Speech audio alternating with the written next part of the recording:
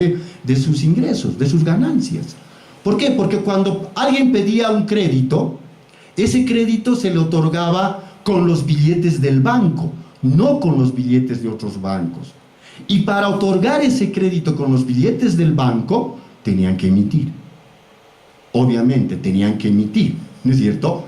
Acá emerge otro elemento conceptual que no lo he nombrado, que es el derecho de señoraje, que son las ganancias que obtiene un banco emisor cuando emite dinero, ¿no?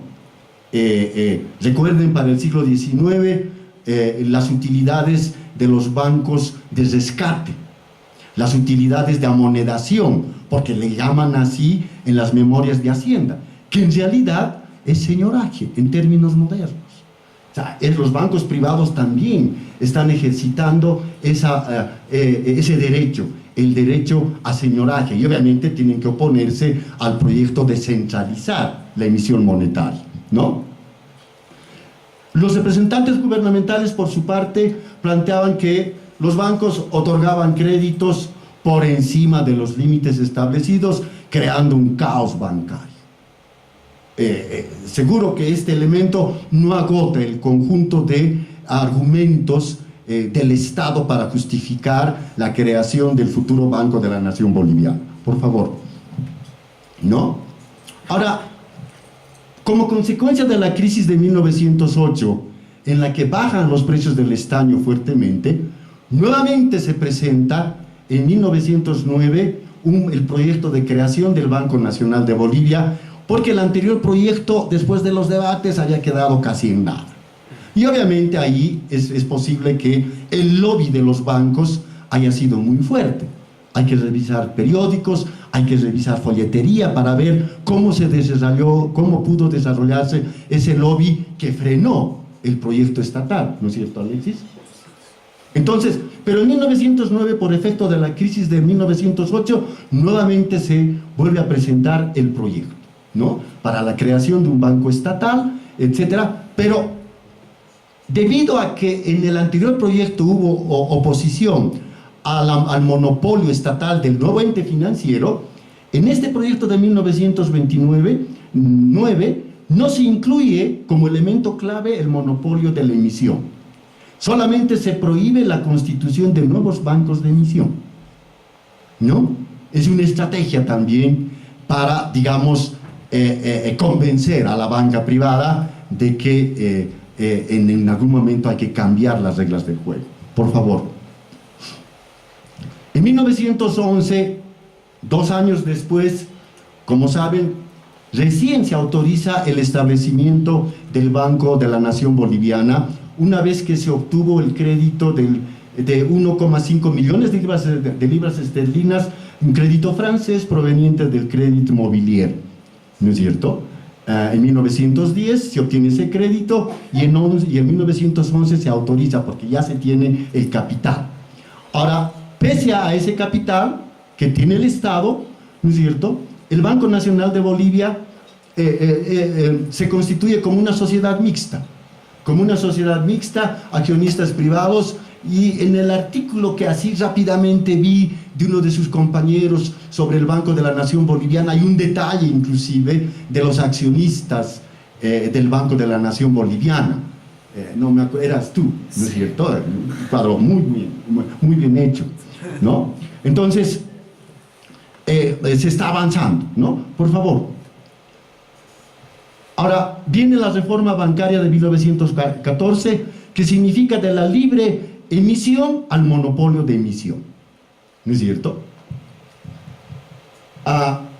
En 1913, otra vez hay debate, y la emisión, hay debate y hay una oposición a definitivamente suprimir el derecho de emisión de los bancos privados, para darle ese derecho solamente al Banco de la Nación Boliviana, ¿no es cierto?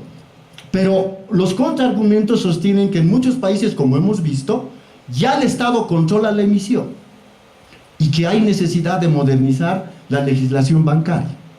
Y esa reforma va a tomar cuerpo con las leyes promulgadas el 1 de enero de 1914, por favor, ¿no?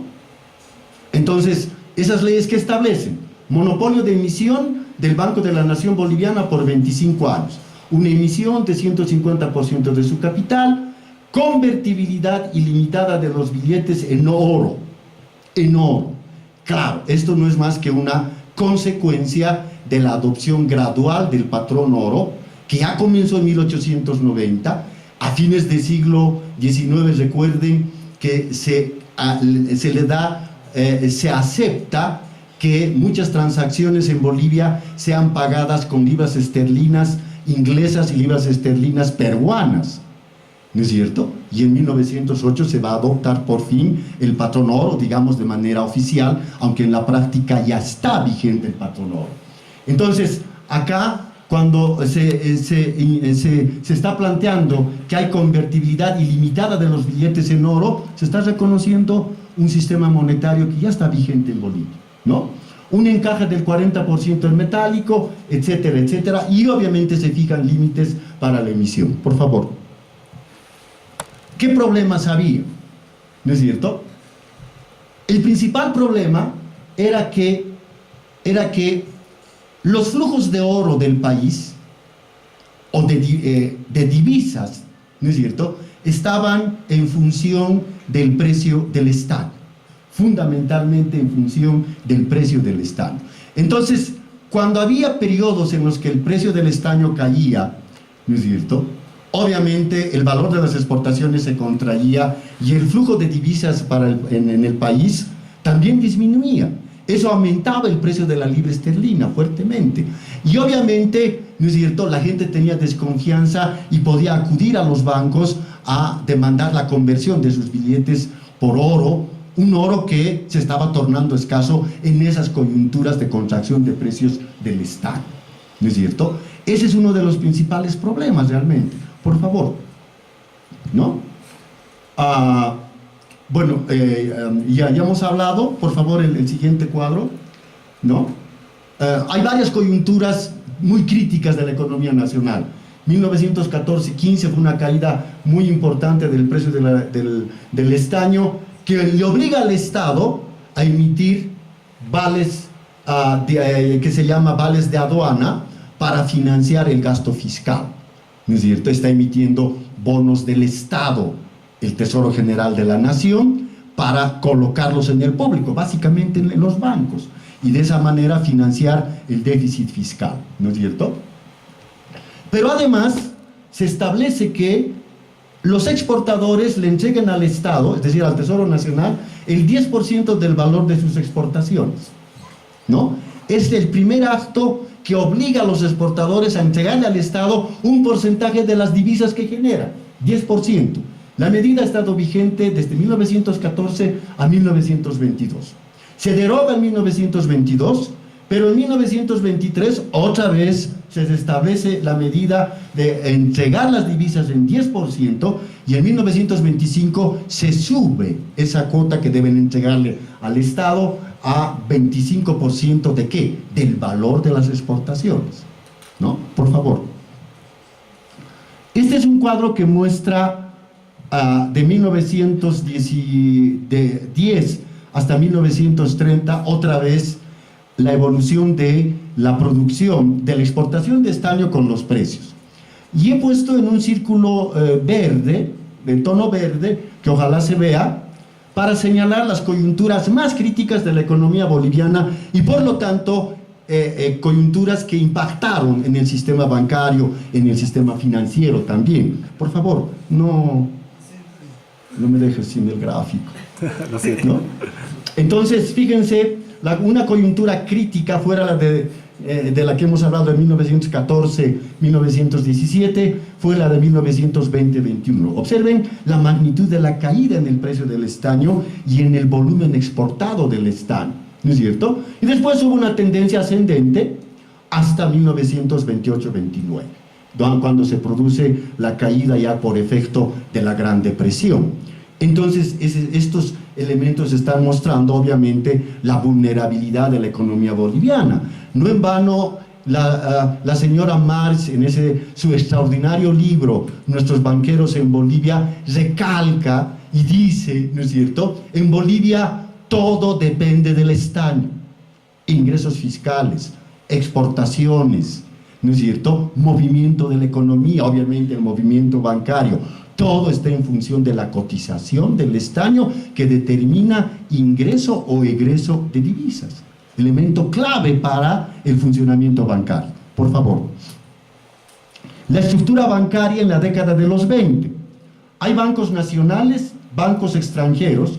Entre los nacionales sigue teniendo importancia el Banco Nacional de Bolivia, el Banco Nacional de Bolivia, que se ha fusionado además con el Banco Francisco de Argandoña, o el Nacional de Bolivia, ¿no es cierto?, absorbió al Banco Francisco de Argandoña.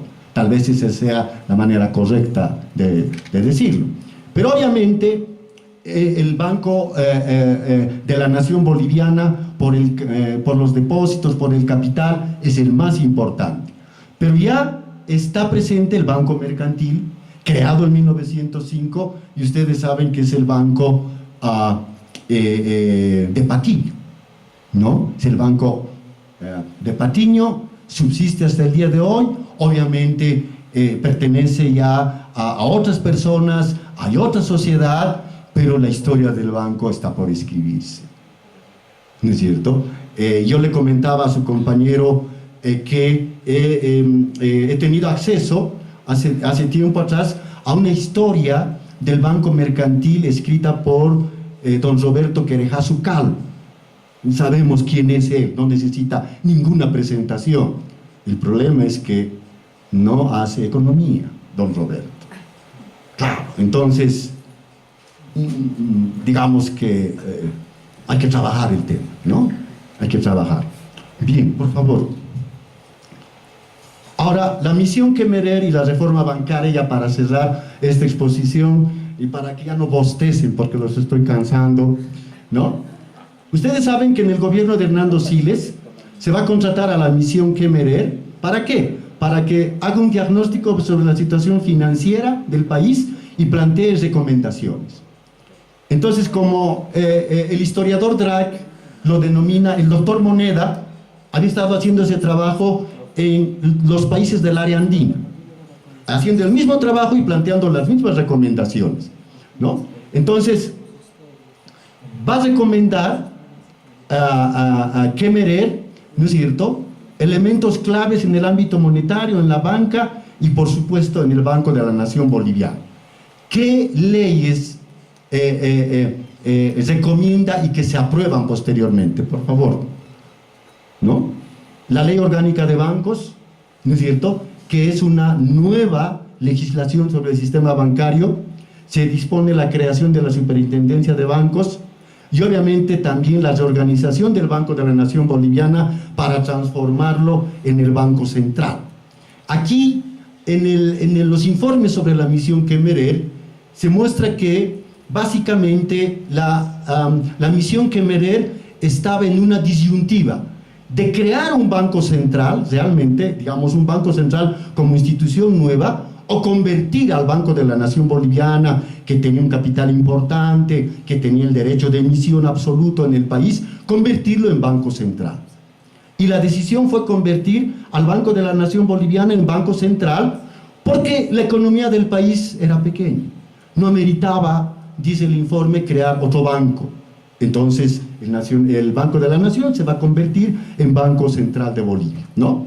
La ley de reforma monetaria, que va a adoptar el patrón cambio oro. Recuerden que el patrón oro se abandona en el mundo en el contexto de la Primera Guerra Mundial.